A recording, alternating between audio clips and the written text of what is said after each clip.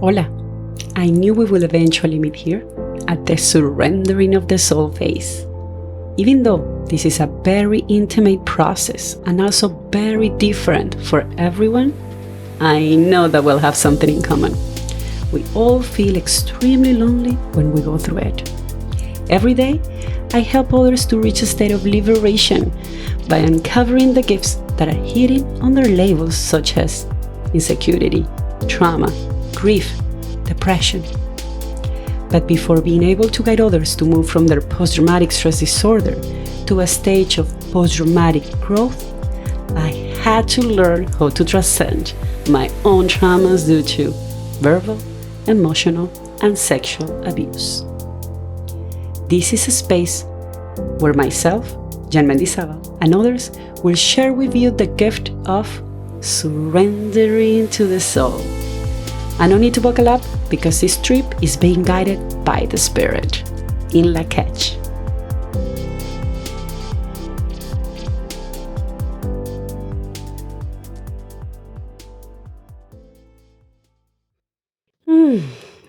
Have you felt like in a matter of just minutes, your life has drastically changed? If you are listening to this podcast, I bet you have.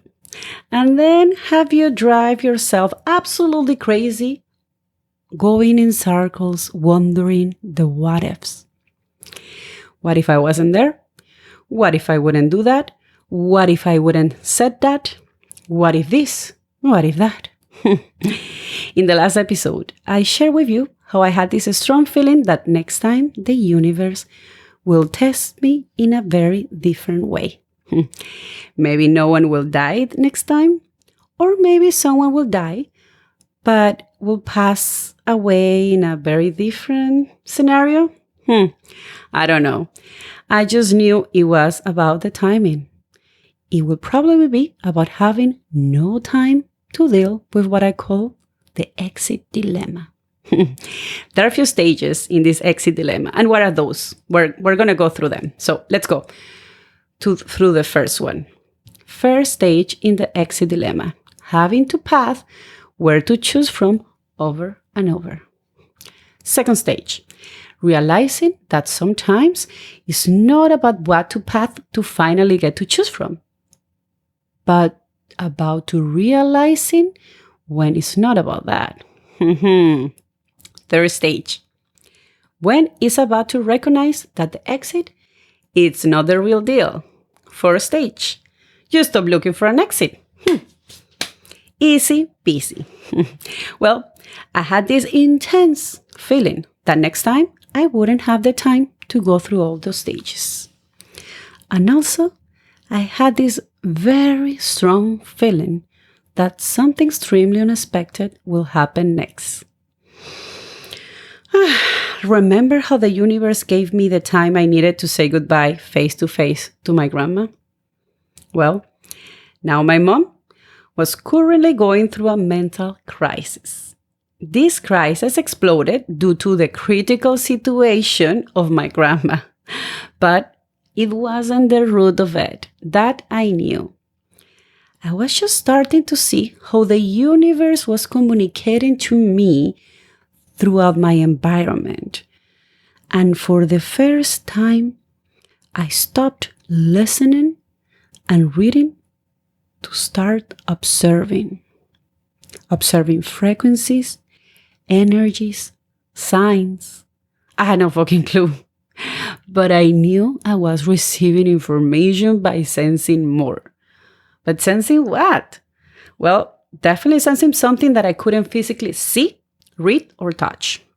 The universe was showing me that my thoughts, my feelings, my desires were being observed. But since heaven or hell was not an option anymore for me, God wasn't an option for me either.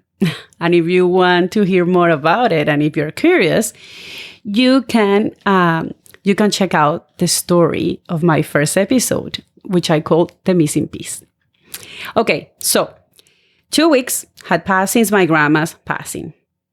And my mom's mental health wasn't looking any better. So I had this brilliant idea. Let's go to the beach. There's nothing the beach can't cure, I thought. Those of you that know me well also know that the beach is my place. Even though I was sensing something different in my body, I thought it was maybe because of the excitement of going to the beach, but there was no possible way I could predict what was about to happen that very same night. We arrived at the city closer to the beach. We were just going to spend the night there, and I didn't want to. For some reason, I couldn't explain properly to anyone. I just didn't want to. I just didn't.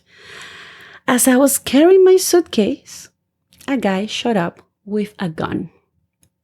Besides my mom, there were with me 3 other people that I love. And he said clearly to all of us, if you all do what I asked you for, I won't hurt you, I promise. And I knew he meant it. I knew all we had to do was what he was asking for, and he will leave. So I became very vigilant of my mom so she wouldn't get hurt. And I know what you're thinking, right? It's like, oh my God, it's not about if she will get hurt or not. Jesus! But what can I say? I'm a slow learner, especially if I'm being pointed at with a gun. Well, right away, I forgot about the path, the exit, the no exit thing. Boom. The whole exit dilemma disappeared from my head. And all I could think about was how to control the uncontrollable.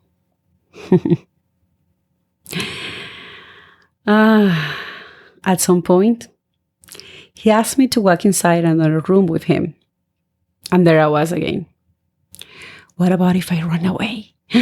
What about if I take the gun away from him? What about if this? What about if that? What about if blah, blah, blah?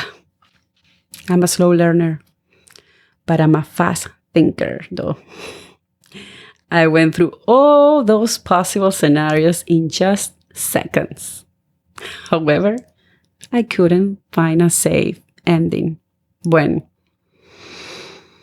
boom, it finally hit me.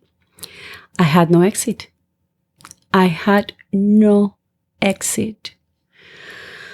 Also, I was being asked to take my clothes off. So I was realizing I had no time either. No time to waste. I had to be fast at learning what I was supposed to learn. Just a few days ago, I was just realizing that I was sensing things differently. I was just sensing to integrate that the universe was watching me all along the way and also was testing me.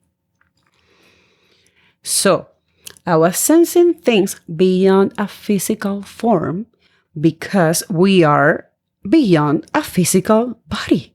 I thought quickly. This is just a body. Whatever this man does to your body is just a body. There was no, please don't do this to me, or please let me go. Not even, you will regret this. All I did was repeating that inside my head over and over. This is just a body. Whatever this man does to your body is just a body. And apparently, it worked because the man started to feel that I wasn't present. He started asking me questions. My answers? My answers were like if I was just talking on the phone with a friend. He was abusing me physically while doing with my body whatever he wanted to. He was abusing me emotionally and psychologically by pointing at me with a gun. And he was abusing me verbally by asking me all those dirty questions. And I was there, talking to him as if he were my friend. And if we were physically distant, I started to feel how he became nervous. All of a sudden, his metal gun wasn't able to penetrate my etherical, emotional body. I was breaking a cycle. I was fucking breaking his game. The whole point of causing pain to another person intentionally is that the other person will feel the pain.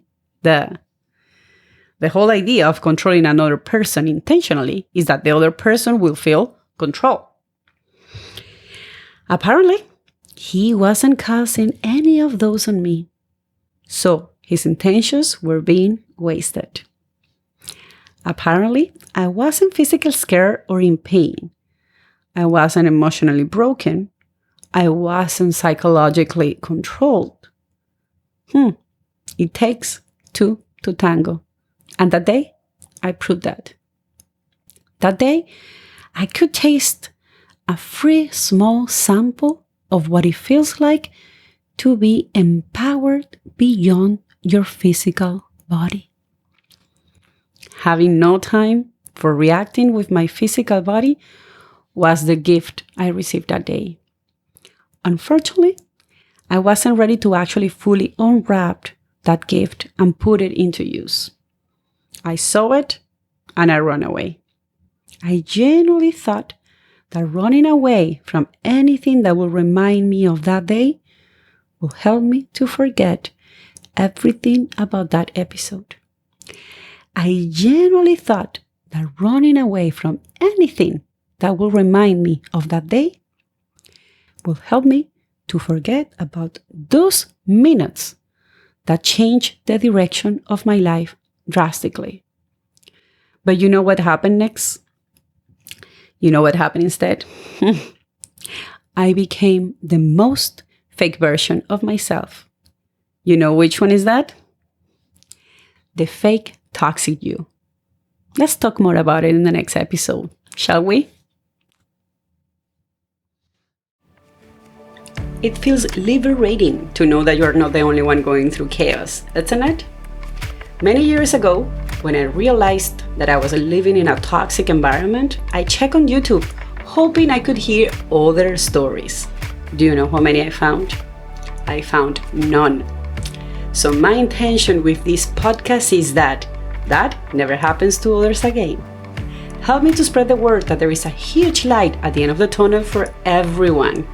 Hasta la próxima.